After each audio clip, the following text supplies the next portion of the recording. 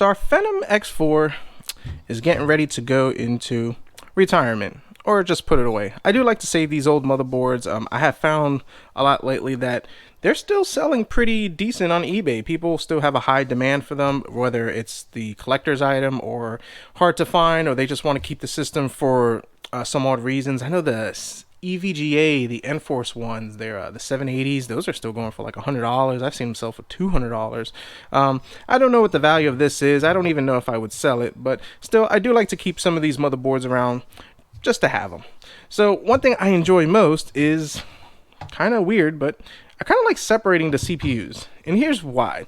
This computer is 15 years old, and by the looks of it and the amount of caked in dust, and let's see if we can get you guys in there. The GoPro doesn't really do a good job zooming, so bear with me. But if you kind of see it in there, there's a lot of caked in dust. It looks a little crusty in there. It's pretty, typical for all the usage and everything. And I kind of like to see how well thermal paste has handled over the years. So I'm going to go ahead. We're going to take this out and we'll see if we get the classic rip the CPU right out of the socket as it gets stuck to the bottom. Maybe it comes out, or maybe it's just like glue and just glued on there. So let's see how it comes out. So now our cooler has two Phillips, one right over here.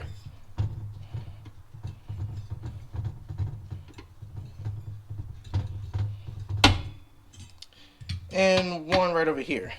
And as you can hear the popping, the spring tension is already releasing.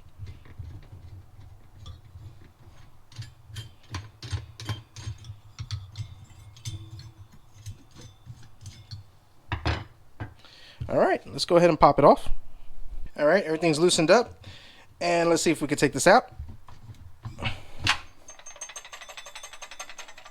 As to be expected, this joker is glued on there. Well, not literal glue, but it's pretty tight on there. So let's see if we can wiggle her.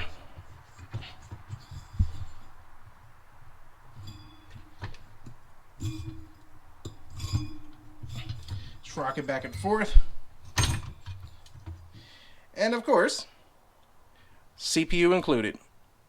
So that came off to be as expected, and that's what normally happens, especially since this CPU thermal paste combo has just been sitting here for 15 years. I mean, if you could just look at that dust, I mean, that's just lovely on there. And this thing's on there pretty good.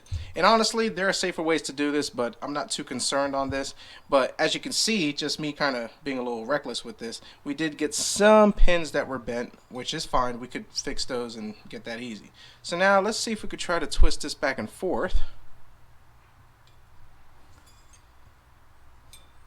Nope, not happening. So now there's a bunch of ways to kind of solve this, and the way that I found that usually works is just taking some fishing line and just kind of sawing it off. And let's see if that's going to serve me well today.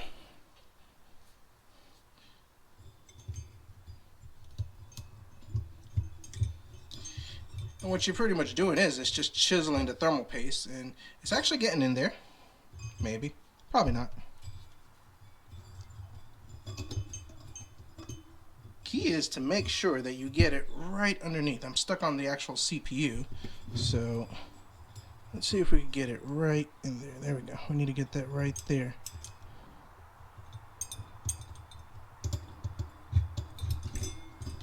It's not working. Now what you can do is, this is kind of last resort, there are better ways to do this.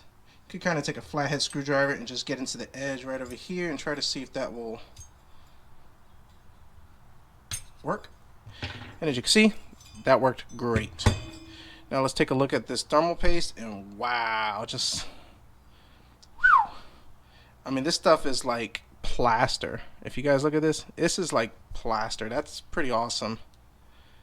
Plaster. That's the best way I could explain it. Surprisingly, when I was doing my test with this, I was doing some gaming on it. It didn't overheat or thermal throttle or anything. But then again, that's probably unfair to say considering it's 30 degrees Fahrenheit in my garage. So, yeah. Just plaster, guys. Yuck. Let's see if we can peel that out.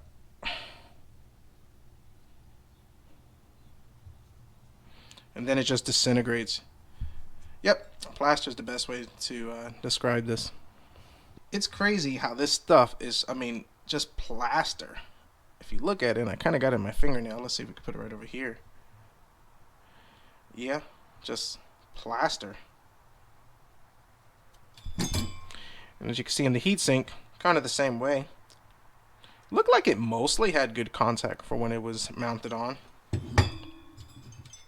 But it is what it is. This is actually really cool heatsinks. The Thermaltake Golden Orb 2, and they actually worked pretty good. I just hated just 3-pin. I'd rather have had 4-pin PWM, especially since this motherboard had the provisions for it. Another thing to note too is, like, if I rub my hand across this, I mean, really, this is dust that's coming off. Pretty cool. So now I'll go ahead and I'll just bend these pins back the way they should go. They're not bent too bad on this. And this is typical. And honestly, the way to probably have done this more efficiently would probably have been to kind of do the fishing wire while it was in the socket and do it that way. But I mean, these things are going to pop right out. If it pops out like this, it's no big deal. You're really not going to damage anything. This got damaged just because I was rocking it excessively, and it's an easy fix. The pins, because they're only bent partially one way, if I bend them back, they'll be fine. But if they were completely tucked over or really bent out of there, going back and forth, they could break off. But these older CPUs actually have thicker pins compared to a lot of the new ones. The new ones are so much thinner and they break easily, so we could definitely fix that. So hope you find this video entertaining. Thanks for watching, and let's see what we come up with next.